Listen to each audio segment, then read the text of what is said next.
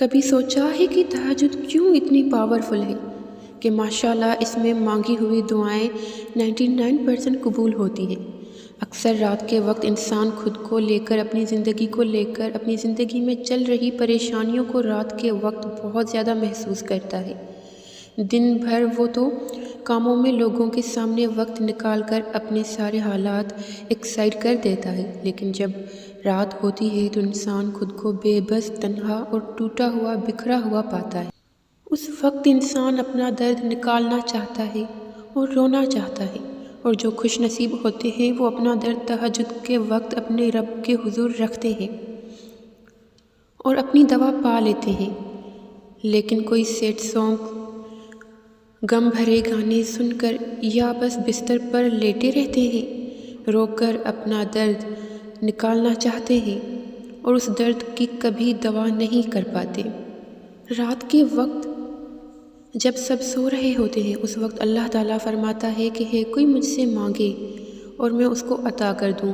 یہ وہ وقت ہوتا ہے جب خالی جھولیاں بھر دی جاتی ہیں، یہ وہ وقت ہوتا ہے جب بے چین دلوں کو چین ملتا ہے، واللہ یہ وہ وقت ہوتا ہے جب دنیا کی سب سے خوبصورت ملاقات ہوتی ہے، بندے اور رب کی ملاقات۔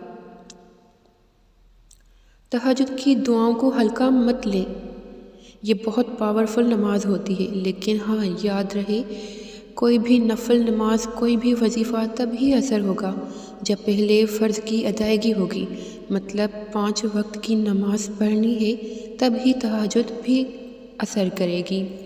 رات کے وقت جب سب سو رہے ہوتے ہیں، اس وقت اللہ کریم کی رحمت پکارتی ہے کوئی مانگنے والا جسے عطا کیا جائے، ہے کوئی سوال کرنے والا جس کا جواب دیا جائے، ہے کوئی اپنی بات منوانے والا جس کی بات مانی جائے، ہے کوئی زندگی سے پریشان جس کی پریشانی کو دور کیا جائے، ہے کوئی دکھوں میں ڈوبا ہوا جس کے دکھوں کو سکھ میں بدلا جائے، ہے کوئی دل کا ٹوٹا ہوا جس کے دل کو چین دیا جائے، ہے کوئی تڑپتا ہوا جس کی تڑپ کو دور کیا جائے، ہے کوئی مانگنے والا جسے عطا کیا جائے، ہے کوئی مجھ سے بات کرنے والا، مجھ سے ملاقات کرنے والا جسے میں محبت کے ساتھ دیکھوں کہ میرا یہ بندہ یا بندی اپنے نرم نرم بستر کو چھوڑ کر اٹھا ہے یا اٹھی ہے اور میری عبادت میں مشغول ہے۔ اللہ اس وقت اپنی رحمتوں کی اور عطاؤں کی چھما چھم بارش برساتا ہے، جس وقت ایک تعداد غفلت میں سوئی رہتی ہے۔ اس لیے تہجد کی نماز اتنی زیادہ اللہ کریم کو عزیز اور مقبول ہے۔ رات کو آدھا پہر ہوتا ہے، اس وقت صرف بندہ اور رب کا ملنا ہوتا ہے، واللہ وہ لمحات ہر مومن کی زندگی کے سب سے قیمتی لمحات ہوتے ہیں۔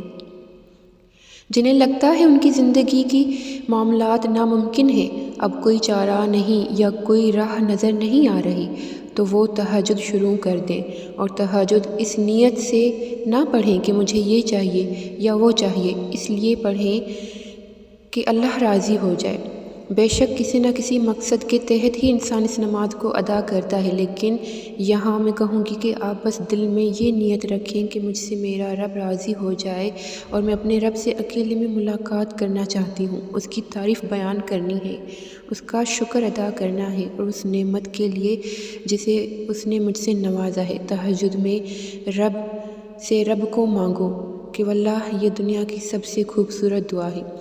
یاد رہے تہجد نفل نماز ہے، اور جب تک فرض کی ادائیگی نہیں ہوگی نفل کا کوئی ثواب نہیں ملے گا، تو 5 وقت کی فرض نمازوں کی ادائیگی کیجیے، اور ہو سکے تو جلد از جلد اپنی تمام پہلے کی قضا نماز بھی ادا کیجیے۔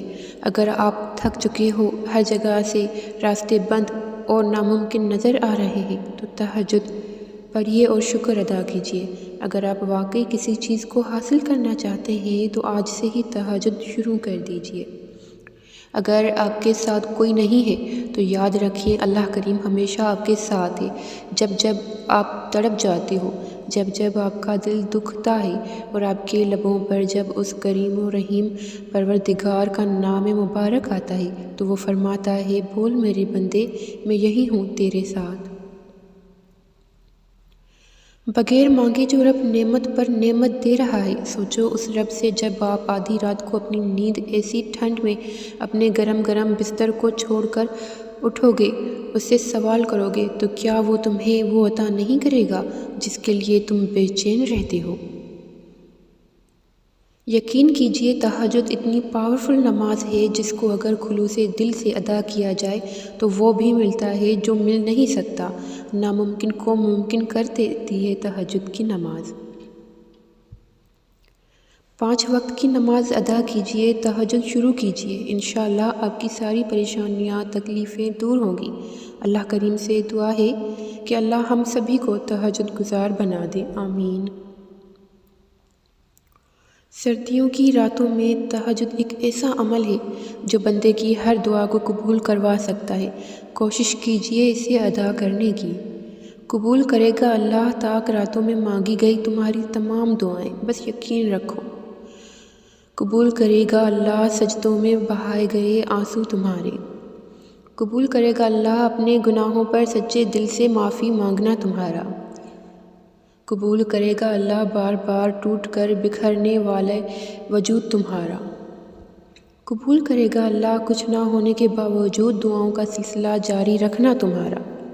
قبول کرے گا اللہ دیری کے بعد بھی صبر سے مانگنا تمہارا۔ قبول کرے گا اللہ اتنے تھک جانے کے باوجود ہمت سے انتظار کرنا تمہارا۔ قبول کرے گا اللہ ناممکن کو ممکن بنانے پر انتظار تمہارا۔ قبول کرے گا اللہ لکھی ہوئی تقدیر کے بعد بھی اس کے کن کی آس لگائے رکھنا تمہارا۔